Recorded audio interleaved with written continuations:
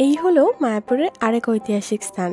নবদ্বীপ শহর থেকে মাত্র কয়েক কিলোমিটার দূরে অবস্থিত এক রহস্যময় প্রাচীন স্থাপত্য এই বল্লাল ঢিপি। এই ঢিপিটির নামকরণ হয়েছে সেন বংশের রাজা বল্লাল সেনের নাম অনুসারে।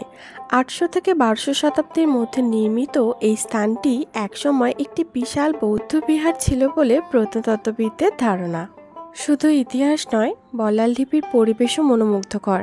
চারপাশে সবুজে ঘেরা পাখির ডাক আর শান্তির ছোঁয়া।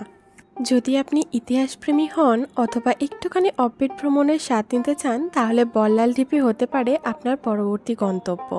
তো বল্লাল ঢিপি দেখে আমরা যাচ্ছি এক মনোমুগ্ধকর ধর্মীয় স্থানে, শ্রী জগন্নাথ মন্দিরে। এই মন্দিরটি ভগবান জগন্নাথ, বলরাম এবং সুভদ্রা দেবীর উদ্দেশ্যে নির্মিত। মন্দিরের স্থাপত্যশৈলী অত্যন্ত মনোমুগ্ধকর, যা একদম ওড়িশার পুরীর জগন্নাথ মন্দিরের আদলেই তৈরি করা হয়েছে।